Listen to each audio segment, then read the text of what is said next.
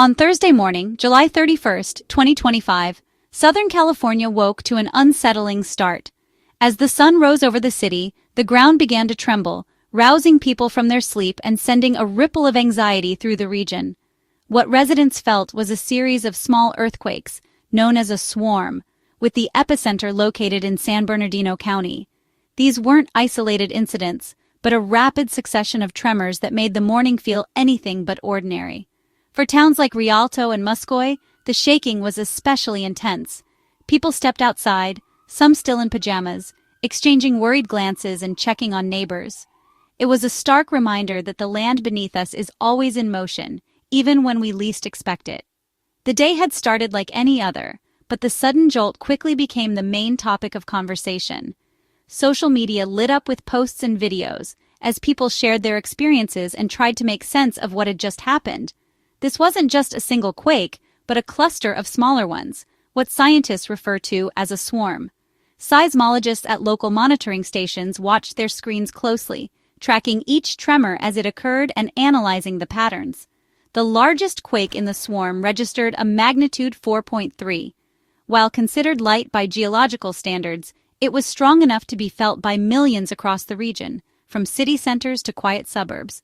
Windows rattled in their frames, light fixtures swayed gently from the ceilings, and pets darted for cover under beds and tables. For many, it was a wake-up call, a vivid reminder of the importance of earthquake preparedness in daily life.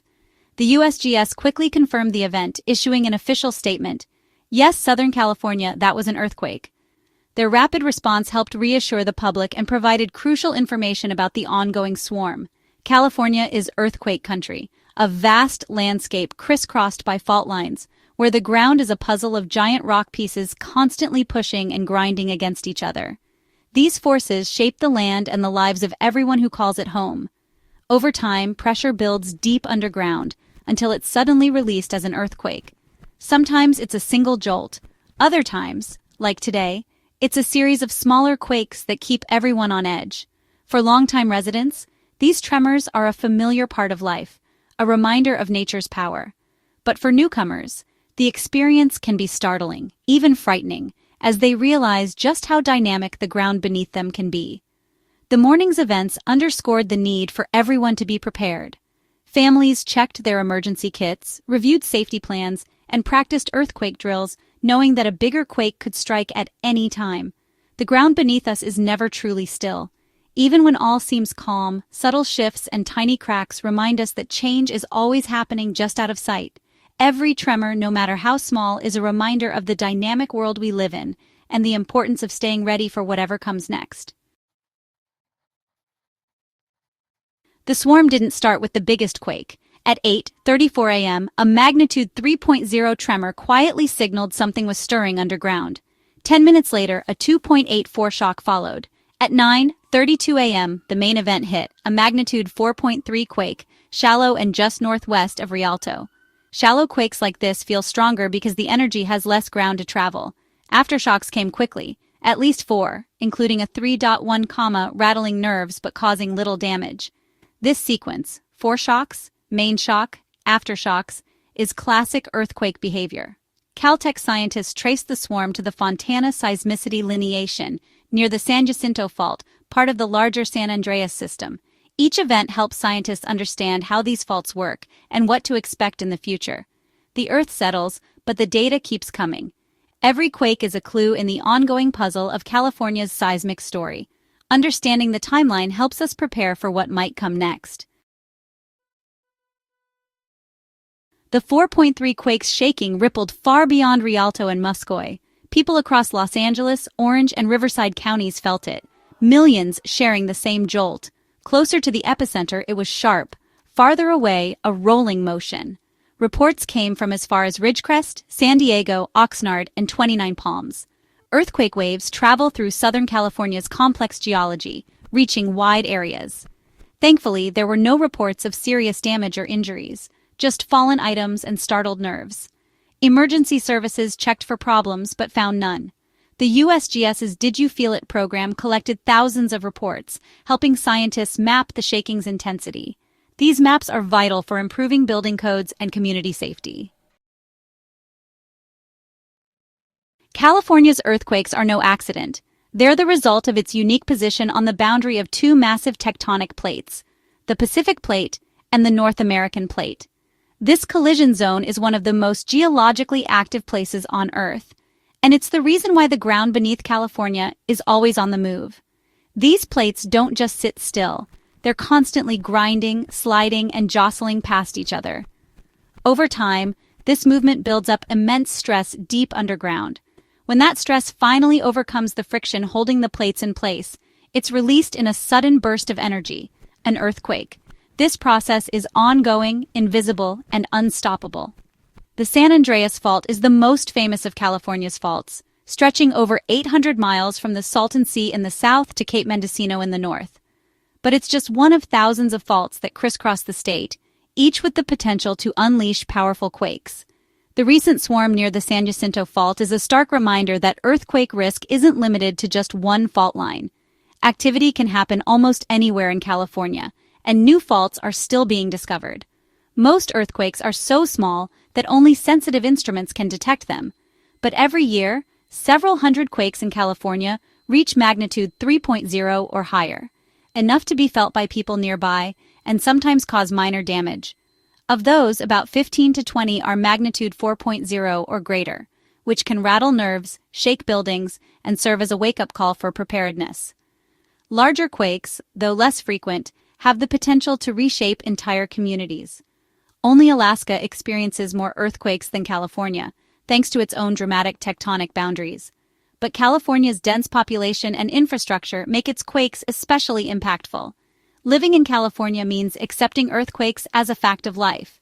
Families, schools, and businesses all practice earthquake drills and take steps to secure their homes and workplaces.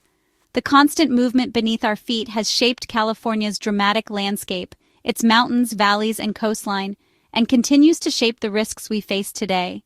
Earthquake preparedness isn't just a good idea, it's essential for everyone who calls California home. Having a plan and supplies can make all the difference when the ground starts to shake.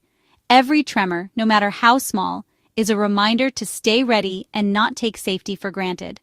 Earthquakes can strike without warning, so preparation is key. The ground's restlessness is part of what makes California unique, a place of beauty, energy, and constant change.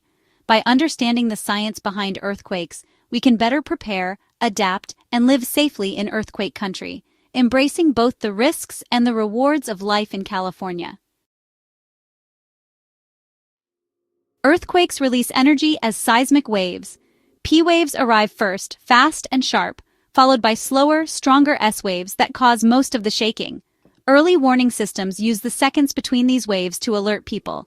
The magnitude scale is logarithmic. Each whole number means 10 times more shaking and over 30 times more energy. Even a small increase in magnitude can mean much more damage. The quake's starting point underground is the hypocenter. The epicenter is directly above it. Shallow quakes, like the one near Rialto, feel stronger at the surface. Deeper quakes spread their energy farther, but often feel weaker at the epicenter. Seismologists study these details to understand each event and the faults that cause them. Every quake adds to our knowledge and our preparedness. The science behind the shaking is key to staying safe. After a swarm, everyone wonders, is a bigger quake coming? Scientists say there's about a 5% chance a larger quake could follow, but most swarms simply fade away. Still, even a small chance is a reason to prepare. Earthquake swarms are nature's drill. Time to check your emergency plans and kits. Scientists can't predict exact times or places, but they can identify higher risk areas and provide probabilities. This information helps cities and families get ready. The main message, don't panic, but don't ignore the warning. Secure your home, make a plan, and be ready. Preparedness is the best response to every tremor. When the ground shakes, don't run. Take action immediately. The safest response is drop, cover, and hold on. Drop to your hands and knees to avoid being knocked over. Cover your head and neck with one arm. If possible, get under a sturdy table or desk. If there's no shelter, move to an interior wall, away from windows and heavy furniture. Hold on to your shelter's leg. Earthquakes can move furniture. Stay in position until the shaking stops. Be ready for aftershocks. Running outside is dangerous. Falling debris is a major risk. These 3 steps save lives and reduce injuries. Practice them until they're automatic. Quick action makes all the difference.